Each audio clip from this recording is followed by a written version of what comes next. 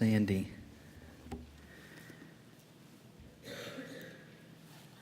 I don't know. I'm 39 years old, and in 39 years, I don't know exactly how many times I have eaten at a McDonald's restaurant, but I'm sure it's a lot. I'm sure it's probably in the hundreds of times in that span of time.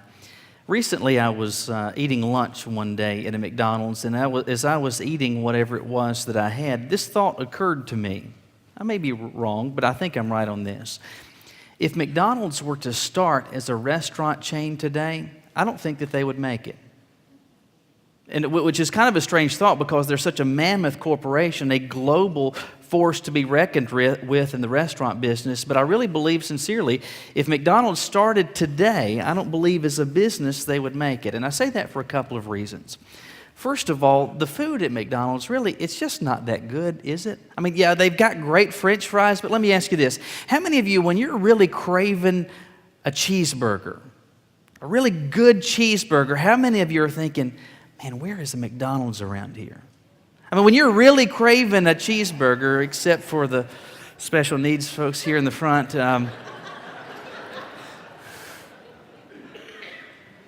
when you're really craving a great cheeseburger, McDonald's is not the place that comes to mind. And then some of the things they do are a little bit strange. For example, the whole special sauce thing. First of all, are they kidding anybody with that? I mean, Helen Keller knows that it's Thousand Island dressing, and really, do you need salad dressing on a hamburger? You really don't. And the chicken nuggets, I've talked about these before. What exactly are they made of? Well, or what scraps are they made out of? I mean, it's some type of animal product. We're just not exactly sure. And all that leads to this question. Why is it then that we consistently and in such large numbers so regularly frequent McDonald's? Well, I think one of the reasons that we go to McDonald's is because, like it or not, McDonald's is consistent. And a cheeseburger at McDonald's here at Guilford College and Hilltop Road, it's going to taste like a cheeseburger in Peoria or in Seattle or wherever you want to go in the world. It's going to taste the same. So we appreciate that consistency. Beyond that, I think there's a bit of nostalgia at play. Certainly for folks my age and younger, McDonald's has always been around. And so it's something that you were accustomed to as a child. And beyond that, so many of you that are even older than I, it's been around for decades. And so going there, it's just kind of something that you've always done. Furthermore, they have so many locations. If you're out and about and you need something to eat and you don't have a whole lot of time and you don't feel like going to the bank to get a loan to be able to afford a meal, you can go to McDonald's. It's kind of the standby place. But I still say that I don't think that they would make it today. And I think it has something to do with the food, but it also has something to do with the consistency. And by that I mean this. One of the things that seems to be abundantly consistent at McDonald's is not only the taste of the food, but the quality of the service. It is consistently bad, right? I mean, how many times do you go to McDonald's and say, man, what a wonderful experience. It's like they were so glad to see me. It doesn't work typically like that, does it? I mean, most of the time my experience is when I go up to the counter to place my order, I feel as though I'm putting the cashier out personally. It's not, hey there, how are you, can I help you? It's, what do you want? And so I begin to rattle off my order, and repeatedly I've had this. As I'm telling her what I want, I mean, I'm sorry. Am I taking you away from your family? Is there some place that you would like to be? I just don't understand this. And if I order chicken nuggets, it's as if I'm asking her to take them out of her own personal supply of them. I just don't quite get it. And it seems to be that this is across the board at McDonald's, consistent challenges in the customer service area. By and large, at least the people most of the time that I encounter up front, they have some real people skill problems. In fact, as I've thought about that, I believe most of these people, back when they were in kindergarten, when the report cards came out and it says, plays well with others, most of them got needs improvement. Real problems when it comes to dealing with people and relationships. For a number of weeks, we have been working through a series that I've called The Lone Rangers, and we've been looking at the Old Testament figure Saul as our case study in this thought. Saul was a man then like a lot of professing believers are today, and it's not that he hated God, didn't believe in God, didn't have a relationship with God. He had all of that.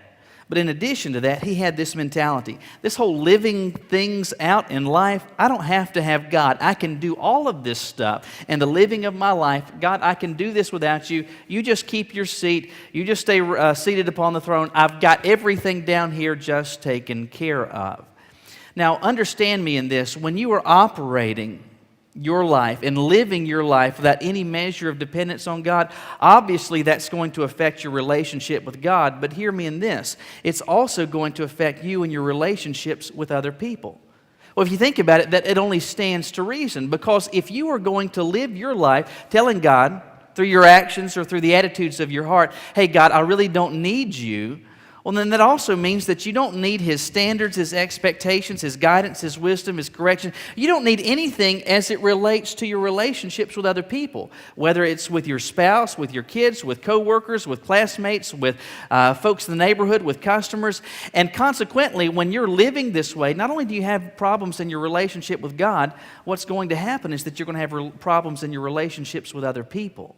And ultimately, I would suggest the reason to that is because when you're operating and living your life without God, in terms of your relationships with other people, those relationships are founded on some faulty assumptions, some faulty premises, some premises and notions that we see in 1 Samuel chapter 24. If you look with me in your Bibles there today, 1 Samuel chapter 24. 1 Samuel chapter 24. And Peggy, I think one of these two mics is still on. If you could drop one of those. Thank you. 1 Samuel 24. And we're going to be looking at this entire chapter, and we're going to drop in a number of places. So for time's sake, we won't read the entire passage. But what we see going on in Saul's life is this continued notion, hey, God, I can do this without you. And that type of mentality led him to have a series of faulty thoughts, faulty premises in his mind that some of you may be operating on today. But what exactly are those faulty notions? Well, the first is this: you can heed without question the counsel of others. You can heed without question the counsel of others. When last we left Saul, he had had this experience of observation where David would come back leading Israel's victorious troops back from battle, and the crowds were, and the ladies in particular, were singing David's praises to a degree that Saul didn't feel like they were him. You remember what they were chanting. They said of Saul, he has slain his thousands, but David his tens of thousands. Saul takes note of this. In fact, he gets irate with jealousy, and he begins to get exasperated to the point saying, what more could David want than the kingdom? To make matters worse, and we'll see more about this in a moment, some of Saul's advisors, it seems, are putting the bug in Saul's ear, suggesting, you really ought to pay attention to that David. He's a threat to you. He's a threat to your leadership. He's a threat to the continuation of your reign. I believe he's trying to get at you. I believe he's trying to remove you. So he's hearing all of that. And so Saul comes up with a plan to consolidate his power, and what he does is to give to David his daughter Michal to be his wife. And so now David is part of Saul's family by marriage. You'd have thought maybe that would make things better, but it really didn't. In fact, by the time you get to chapter 24, Saul has sought to kill David. He has sought to take his life no less than 6 times. In fact, as chapter 24 begins, that's what Saul is actively doing. He is out and about with 3,000 of his soldiers. And in verse 1, where Saul hears word, he's told, take note, David is in the wilderness of En-Gedi. Verse 2, Saul took 3,000 chosen men from all Israel. He essentially gets his special forces and went to seek David and his men on the rocks of the wild goats. And so this was an area not far from the Dead Sea, a very rocky, mountainous, cavernous area, lots of caves around. David is on the run, knowing that Saul is trying to hunt him down, trying to kill him. And so in this area, they seek refuge, and David and his men are hiding in a cave. Well, as Saul and his soldiers get to this area, it's been a long day, and Saul decides, you know what, I need to go to the bathroom. And so he's looking around. There are no bathrooms. There's no rest area. And so he looks around. He sees these caves. And he thinks, well, that's a good place to have some privacy. He heads off into one of these caves thinking, well, it's empty. We're out in the middle of nowhere. Well, it wasn't empty. David and his men are back in the recesses of the cave. They can see Saul, but Saul cannot look back into the darkness and see them. So Saul goes into the cave and he begins to take care of business, and David's men begin to whisper to him, God has delivered him into our hands. Now's the chance. Get rid of him. And this is the perfect opportunity. The rest of the soldiers, Saul's men, are not around. Saul is completely defenseless. He is in the most vulnerable of positions. This, in terms of strategy, would be the perfect time for David to get rid of Saul. And so David inches closer to Saul, very quiet. Saul doesn't hear a thing, and David takes out his knife, and instead of cutting Saul, he just cuts a little corner off the piece of his robe.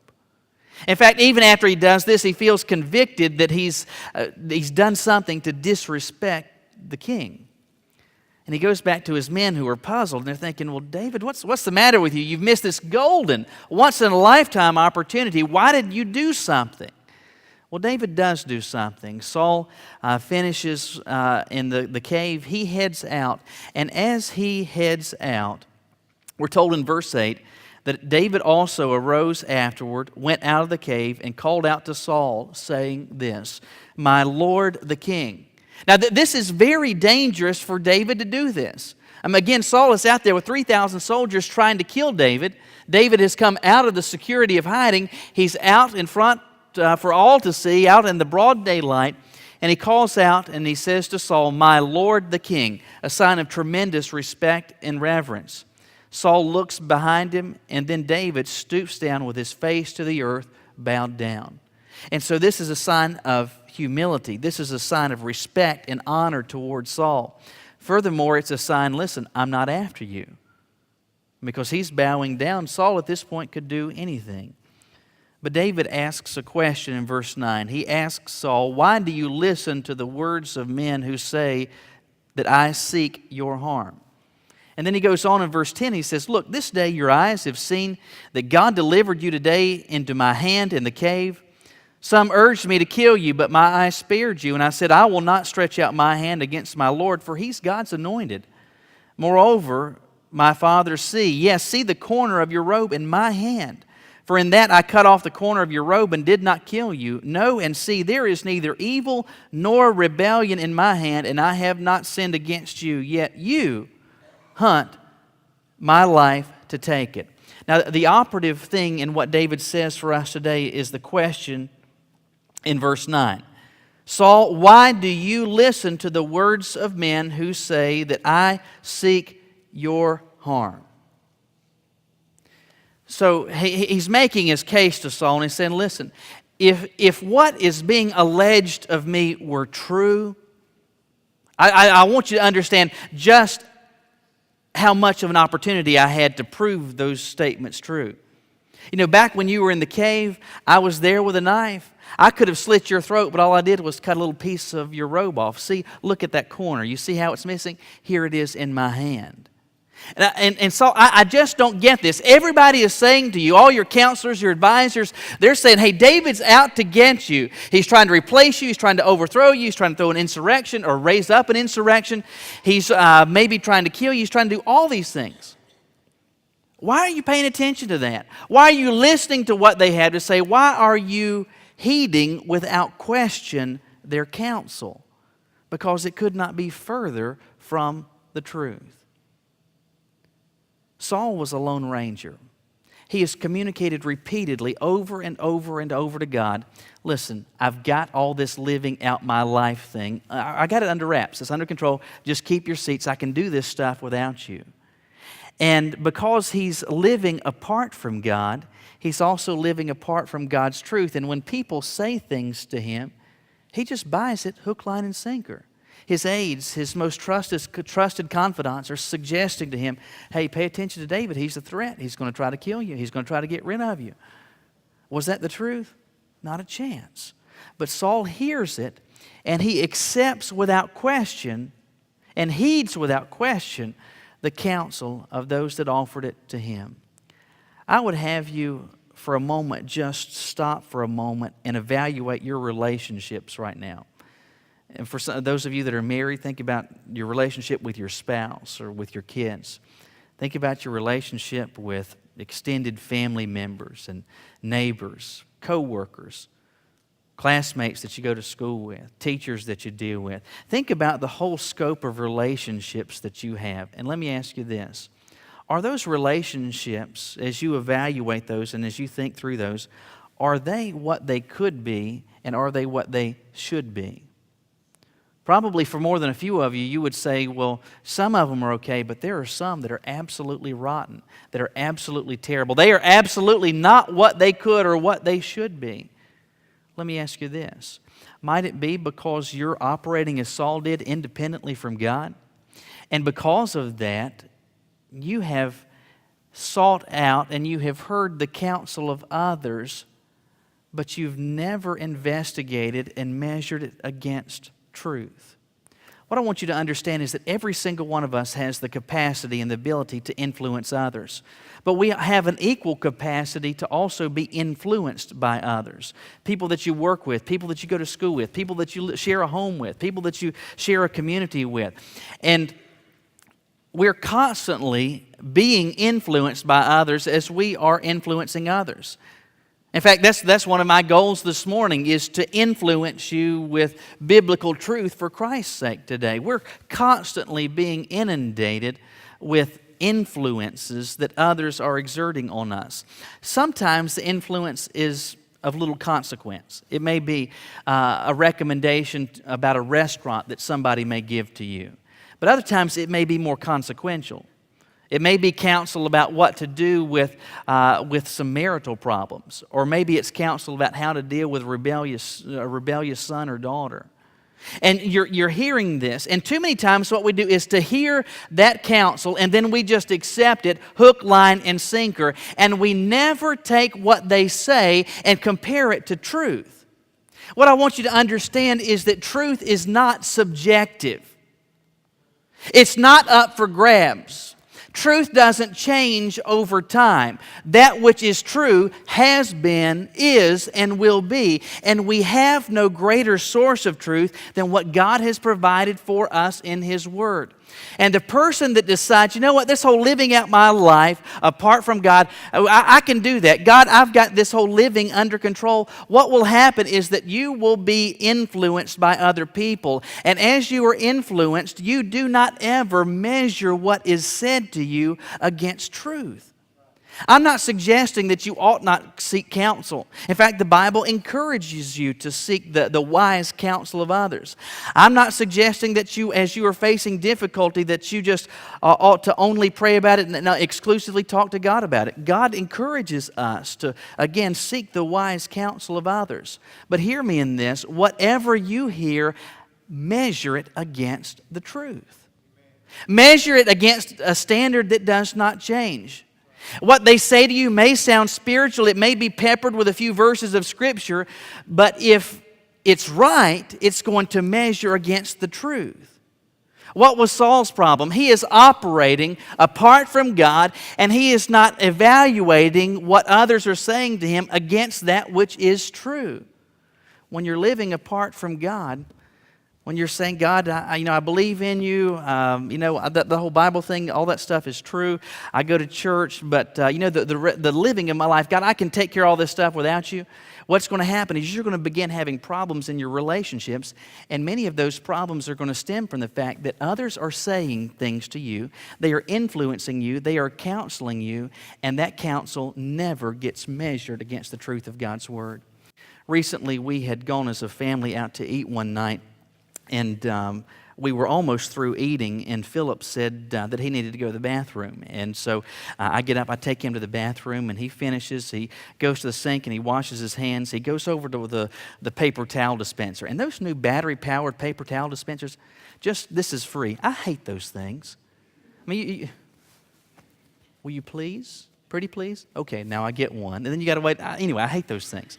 Anyway, so he's standing there waiting for the paper towels. And as he's doing so, I guess his hands are kind of close to his face, and he smells his hands. And he's like, this soap smells good. This soap smells good. So we head back to the table. He sits down. But he's seated next to Caroline. And then he says, here, Mommy, smell my hands. She looks at me kind of puzzled. And this is what I say to her. Is it really what you want to hear your 4-year-old say to you after they've come straight from the bathroom? Hey, Mommy, smell my hands. Well, needless to say, Caroline did not do that until she's gotten the all clear from me. I explained what it is. It's the soap on his hands. She wasn't just going to take his word for it. What I'm suggesting to you is that as you seek counsel from others, as you even hear counsel from others without solicitation, measure it against the truth. Just don't take their word for it. It may sound spiritual. It may come from a preacher on TV. It may even come from this preacher. But I'm telling you, measure every single bit of it against the truth of God's word, because truth does not change. And if you don't want your relationships to wind up in a mess where one day you say, how did it get here? Well, first of all, tell yourself it's a mistaken notion. It's a false premise to think that I can heed without question the counsel of others. But there's another mistaken notion you see at play in this passage, which is this. It is permissible for you to exact revenge on others.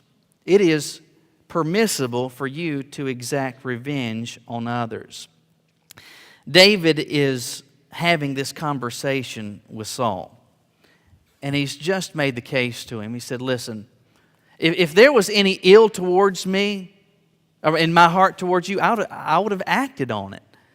If what people were saying to you was true, I would have killed you. But I cut off a little piece of fabric off your robe. I haven't done anything. And he says at the end of verse 11, yet you hunt my life to take it. Then he says in verse 12, let the Lord judge between you and me, and let the Lord avenge me on you, but my hand shall not be against you. In verse 14 he says, who has the king of Israel come out after? Who do you pursue? A dead dog? A flea? He's trying to say to Saul, listen, I'm no threat to you. You came out here with 3,000 soldiers to kill a flea? Just as a flea can't harm you, I can't either. What can a dead dog do to you? Yet you're out here. And then he repeats the similar thought in verse 15.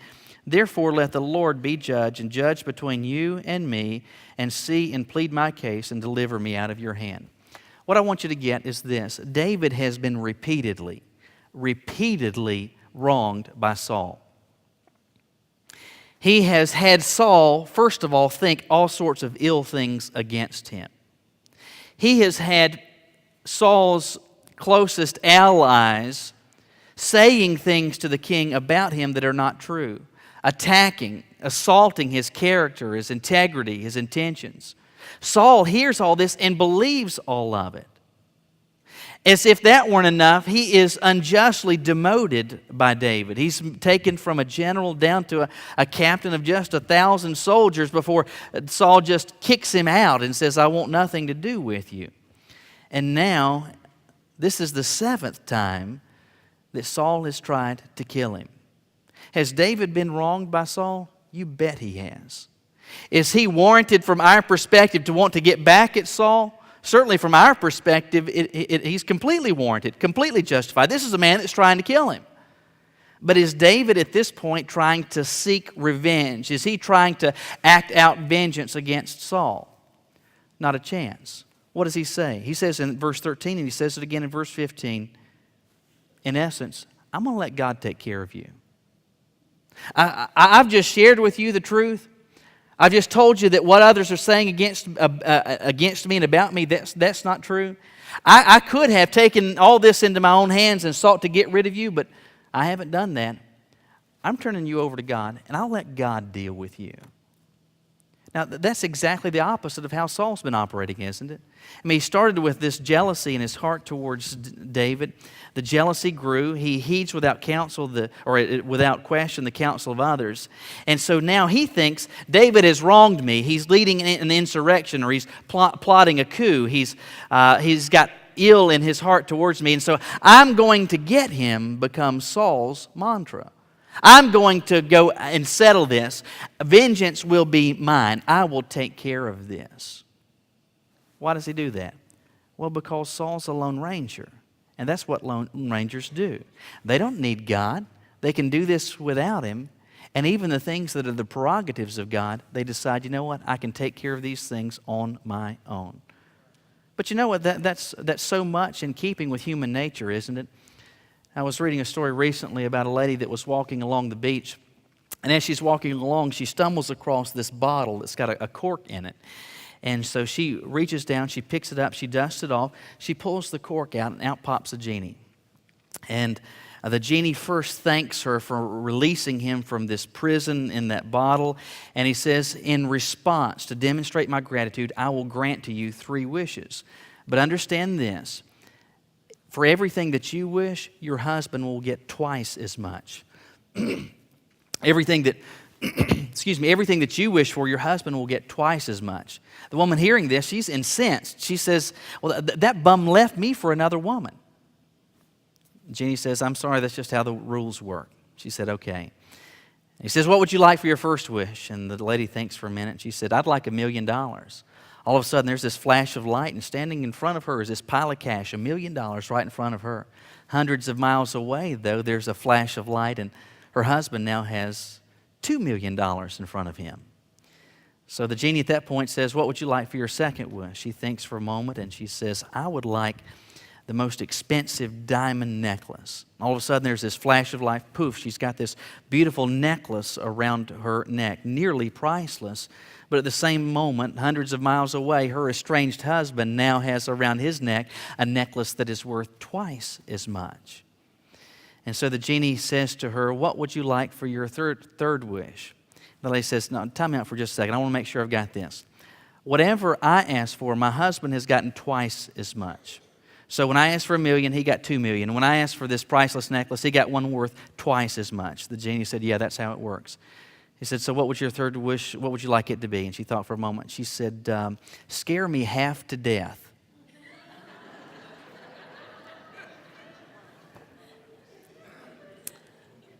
Isn't that how we operate, though?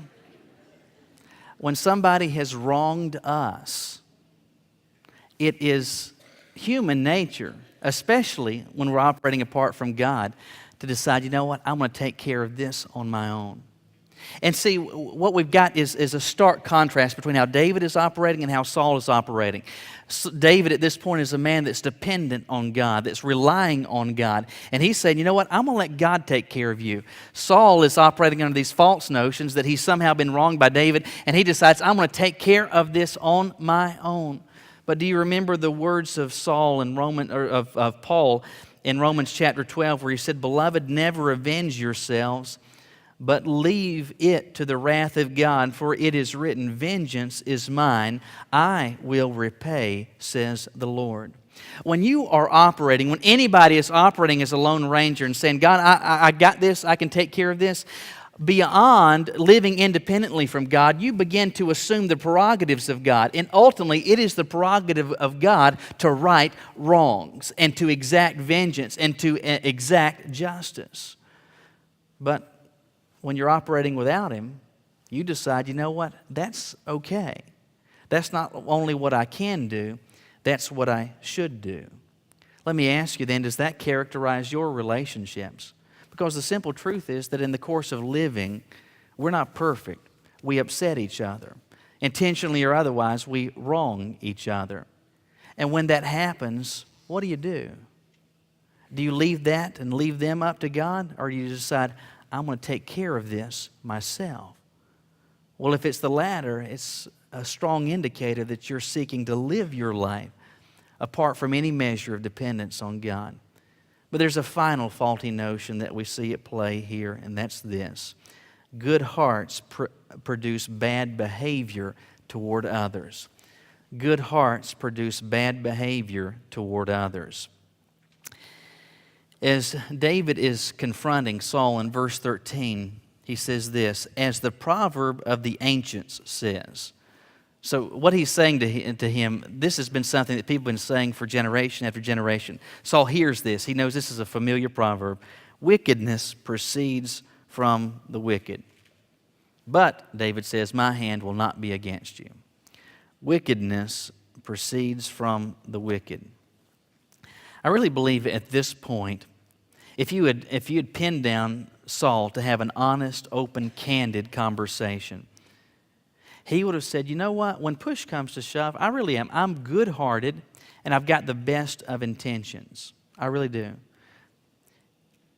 And if you confronted him as David did, he would probably also say, you know what, I've also been doing some bad things towards David, some things that weren't justified, some things that were unwarranted, some things that were not true. But I believe if pressed, Saul would have said, yeah, I'm a good-hearted, well-intentioned man that just happened to do some boneheaded, foolish, hurtful things to somebody else. Yeah, I've got a good heart, but that good heart can still produce evil deeds against others. But David confronts him with this proverb that communicates the simple reality that wickedness springs forth, that wickedness comes from the wicked, that evil comes from an evil heart. Confronting, I believe, what Saul had as a mistaken notion that good hearts produced evil deeds towards other people. Saul, I believe, again, was a man who, I believe, thought you could be good-hearted and yet still do evil things towards others.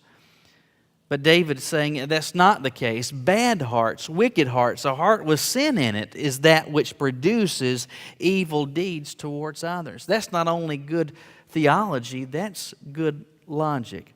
It is only what is in you that can come out of you. Let me see if I can paint the picture for you. Caroline, she's not here today. Our youngest, Catherine, is at home with a fever. But Caroline is gifted artistically. And artistically gifted, I mean visual arts, musical stuff. I mean, she's got challenges on that front. It's tough for her to match pitch, and beyond that, song lyrics just absolutely. It's like she hears them, but her mind can't engage them, and so it's very, very difficult for song lyrics to get into her mind and stay in her mind. I don't know if you remember a number of years ago, Canine Advantix came out with this flea and tick thing that you could put on your dog. And they had this commercial that they aired, I don't know, countless times. And it had this little yellow lab puppy that sang. Do you remember that? And there was a jingle, and the jingle went like this. There ain't no bugs on me. There ain't no bugs on me. There may be bugs on some of you mugs, but there ain't no bugs on me. Do you remember that one? YouTube it anyway. So this was a number of years ago, and I mean consistently you would hear this. And anyway, Nathan was the only child we had at that point. He was still a baby, and you know part of the baby process when you're trying to get them down at night, a lot of times you'll sit and rock them. And what I would do with Nathan is that once we've got him changed and in his bed clothes and all swaddled up, I would be rocking him in a rocking chair, and I would sing to him. But what I would sing to him were hymns that I had grown up with, and song lyrics very much stick in my mind. So it'd be song after song after song after song that I would sing to him. Anyway, Caroline has observed this, and she thinks, well, that'd be a nice thing to do. So one day I'm walking by one night, she's going to put Nathan down, and she's sitting in the rocking chair. There ain't no bugs on me. There ain't no bugs on me. There may be bugs on some of you mugs, but there ain't no bugs on me. And once she gets him down, I said, why were you singing him, there ain't no bugs on me? She said, if I knew the words to other songs, I would have sung those, but that was the only one I could remember. She was saying that's all that was there. That's all that I had to work with. you can only use that which is present. You can only use that which is here. Vance Havner said it this way, that what is down in the well comes up in the bucket. Saul is operating on the notion, the well is good, the heart is good, it just happens that some bad stuff has been churning out. And David says, wickedness proceeds from the wicked. There's poison in that well, there's wickedness, there's evil, there's sin in that heart. He's trying to help Saul realize, you've got a heart problem, buddy. Now, James says it this way, can a spring produce both salt water and fresh? Can a grapevine produce figs? Absolutely not. A spring produces fresh water. That's what it does. It can only spring forth that which is down in it. David is saying it this way, wickedness produces wickedness. When there's sin in here, when there's evil in here, it's going to produce evil deeds towards others. What he was trying to help Saul recognize is this. Saul, you don't have a behavior problem for which you need counseling. You don't need to sit down with a therapist and talk about your feelings. Saul, you don't need to sit down and talk about your upbringing. Saul, you've got a heart problem. Because wickedness springs from the wicked. Saul was operating under the notion, the heart can be okay and still generate evil deeds towards other people. But David communicates to him, listen, that is an absolutely false notion, a completely untrue assumption that what genuinely is down in the well will come up in the bucket. After this episode, Saul gets back to his home, back to the palace. All the vestiges of royalty are there. I can't help but to think that there was a moment when the servants weren't around that Saul was standing in front of the mirror one day and not simply taking his face in, but looking at himself and his life. And I can't help but to think that there was at least a moment where Saul, in examining his life, among other things, looked at his relationships and asked this, how did it get to this? How did it get to this point? Well, it got to that point because Saul was operating as so many do today, maybe even as you are. And it's not that you intended to, it's not that your intentions were impure, but you just, like Saul, you thought, I can do this whole living my life thing. I can do it without God. I don't need His guidance. I don't need His correction. I don't need His word. I don't need His Spirit. I don't need His blessings. I don't need His power. I can do all this without Him. Yeah, He could do this. Yeah, I could go that path, but I can do this on my own. And when that happens, things not only turn south in your relationship with God, they get terrible in your relationships with others. Because you start thinking, what other people say to me, I can accept that without comparing it to God's standards. I don't need those. I can do it without them. And as you get wronged, your natural instincts begin to kick in, and you decide, you know what, they've wronged me, I'm going to get them back. I'm going to take God's prerogatives and I'll take care of this myself. But then as challenges begin to spring, as relationship failures begin to appear and cracks begin to form, you recognize, I've done some bad things toward them, but my heart is good. And all of these were faulty, false notions. False notions that have a remedy, and the remedy is not behavioral conditioning. It is not behavior modification. It was not that Saul needed to just start doing things in different ways. What Saul had was a heart problem. What Saul had was a problem in here, a problem that only God could fix. Maybe it is you this morning recognize, as you evaluate where you are, not only in your relationship with God, but with other people, things are not at all what they could be, what they should be. And in a variety of different levels, you'd say, you know what? Things stink. And maybe as you see this episode in the life of Saul, you can see yourself in these various points, in these various places in this passage. What I would say to you is what I just said of Saul. He had a heart problem, one that he couldn't fix by just doing things different. It was a heart problem that only God could fix. A problem that He's willing to fix, that He can fix, if you'll just recognize and come to Him. God, I need you. Won't you bow your heads with me?